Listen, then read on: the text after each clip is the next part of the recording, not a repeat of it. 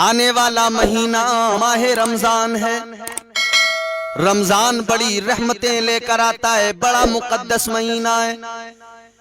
تاجدار مدینہ امام الانبیاء سید کونین صلی اللہ تعالی علیہ وسلم نے ارشاد فرمایا، شعبان میرا مہینہ ہے، رمضان اللہ کا مہینہ ہے۔ اور اے لوگو، جب ہمارے آپ کے گھروں پر کوئی مہمان آتا ہے تو ہم بڑی تیاریاں کرتے ہیں۔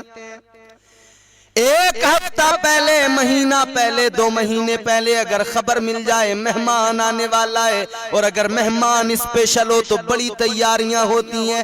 گھر کو صاف کیا جاتا ہے، پینٹنگ بھی کی جاتی ہے، گھر کے اندر اچھی اچھی چیزیں ڈیکوریشن کی لا کر رکھی جاتی ہیں، گھر کو ڈیکوریٹ کیا جاتا ہے، اچھے اچھے کھانے اس دن بنائے جاتے ہیں، مہمان کا استقبال کیا جاتا ہے۔ اے میرے دوستو، جب ایک مہمان کا استقبال اس طرح سے کرتے ہو تو رمضان تو اللہ کا بھیجا ہوا مہمان ہے۔ اے میرے بھائیو، رمضان کا بھی دل سے استقبال کر لو، رمضان آنے والا ہے، رمضان کی تیاریاں ابھی سے شروع کر دو۔ اور تیاریاں کیسے؟ کہ ماہ رمضان المبارک سے پہلے پہلے اپنے دلوں کی زنگ کو صاف کر لو، دلوں کی آلودگیوں کو ختم کر لو، دل صاف کر لو، آئینہ بنا لو دل کو، نفرتیں نکال دو، بغض و حسد کو نکال دو، کینہ نکال کر پھینک دو، اس دل کو شفاف بالکل صاف ستھرا کر لو، تقوی اختیار کر لو۔ جس آیت مبارکہ کے اندر روزے کا حکم دیا گیا، اس کا آخری ٹکڑا لعلکم تتقون گویا ترغیب دیتا ہے کہ متقی بن جاؤ، تقوی اختیار کر لو۔ رمضان سے پہلے پہلے تقوی اختیار کرو، رمضان اللہ کا بھیجا ہوا مہمان ہے، بڑا عظیم مہمان آنے والا ہے، تیاریاں ابھی سے شروع کر دو۔ اور سنو، کل قیامت کا دن ہوگا۔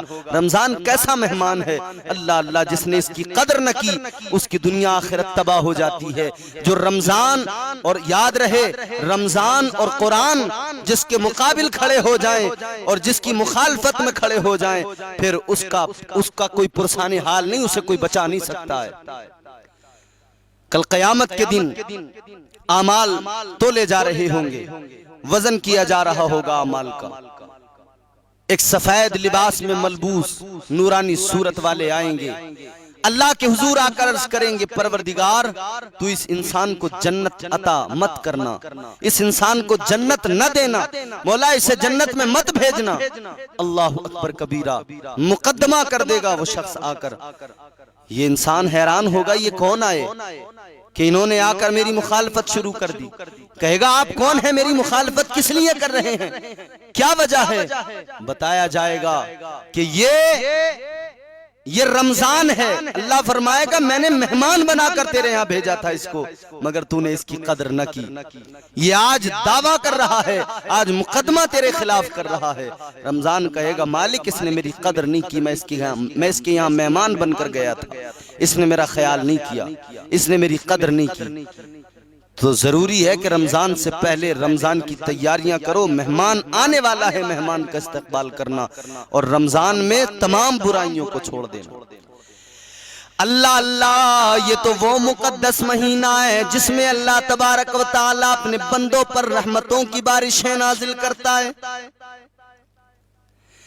اللہ تبارک و تعالیٰ روزے دار کو 2 خوشیاں عطا کرتا ہے، 2 فرحتیں عطا کرتا ہے۔ ایک تو افطار کے وقت میں، جب بندہ افطار کرتا ہے سارا دن روزہ رکھنے کے بعد میں، سارا دن بھوک اور پیاس کی شدت کو برداشت کرنے کے بعد میں، جب شام کو وہ افطار کیا کرتا ہے تو اللہ تبارک و تعالیٰ نے اس وقت میں اس کے لیے فرحت رکھی ہے کہ اس وقت میں وہ ہاتھوں کو اٹھا کر اللہ کی حضور جو بھی عرض کرتا ہے، جو بھی دعا کرتا ہے، اللہ اس کی دعا کو رد نہیں کرتا بلکہ اس کی دعا کو قبول کر لیتا ہے۔ اور روزے دار کے لیے دوسری فرحت یہ، دوسری خوشخبری یہ کہ کل قیامت کے دن اللہ تبارک و تعالیٰ اسے اپنا دیدار عطا فرمائے گا، وہ اللہ کے دیدار سے فیضیاب ہوگا، اللہ تبارک و تعالیٰ اپنا جلوہ اس کو دکھائے گا۔ اے میرے بھائیو رمضان کی قدر کرو، اور خاص طور پر نوجوان بھائی ہمارے وہ سنیں، رمضان کی بے قدری کئی طرح سے کرتے ہیں ہمارے نوجوان بھائی۔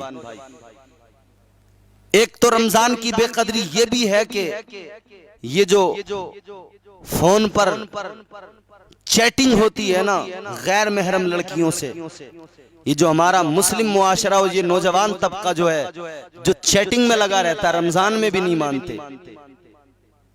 جس طرح سے یہ چیٹنگ وغیرہ کرتے ہیں یہ بھی رمضان کی بے قدری ہے۔ اس فعل سے بچنا، اور اس فعل سے رمضان میں تو اور زیادہ، لیکن اس فعل سے ہر وقت بچنا چاہیے، لیکن رمضان میں اور زیادہ اس کا خیال رکھنا ضروری ہے۔ اور رمضان میں کم کھائیں، کم سوئیں، اور لوگوں سے ملنا جلنا بھی کم کریں، اللہ کی عبادت میں سارا وقت لگا دیں، اللہ تبارک و تعالیٰ کی بندگی میں وقت زیادہ لگائیں۔ بعض لوگ کیا کرتے ہیں، پورا دن سوتے رہتے ہیں، پورا دن سو سو کے گزارتے ہیں۔ اللہ تبارک و تعالیٰ تمہارے بھوکے پیاسے رہنے کو پسند نہیں کرتا، وہ رب تمہارے صبر، تمہارے تقوی کو پسند کرتا ہے۔ اور یہ جو پیٹ بھر بھر کے کھاتے ہیں نا، اور پھر کتنے لوگ ابھی سے ایڈوائز دینے لگے ہیں، لوگ واٹس ایپ فیس بک پر دیکھو کہ سحری میں یہ کھائیے پیاس نہیں لگے گی، یہ کھائیے بھوک نہیں لگے گی، اتنا یہ کھائیے، اتنا دہی کھائیے، اتنی الائچی کھائیے، یہ کھائیے وہ کھائیے، یہ ایڈوائز دینے والے بہت آ جاتے ہیں۔ میرے بھائی پورا پیٹ پوری طرح سے بھر کر ٹھوس ٹھوس کر یہاں گلے تک کھا لینے کے بعد میں پھر پورا دن سو کر گزار دیا، اس روزے کا فائدہ کیا نکلا؟ روزہ تو وہ ہے، روزے کی روحانی کیفیت تو تب حاصل ہوتی ہے، اور اس کی روحانی لذت تو تب حاصل ہوتی ہے جب بندے کو بھوک کا بھی احساس ہو، جب اسے پیاس کا بھی احساس ہو، اور محسوس ہوتا رہے کہ ہاں میرا روزہ ہے، میں روزے سے ہوں۔ بھوک پیاس کی شدت بھی اسے تڑپاتی رہے، پھر وہ اس میں صبر کرتا رہے، اور اللہ کی بارگاہ میں سر جھکائے عبادت کرے، اور اللہ کے حضور عرض کرے مالک کھانا پانی سب کچھ تیری رضا کے لیے چھوڑ رہا ہوں، تب پھر روحانی روزے کی روحانی لذت اور حلاوت اس بندے کو نصیب ہوتی ہے۔ تو میرے بھائی رمضان المبارک میں ان چیزوں کا بڑا خیال کریں۔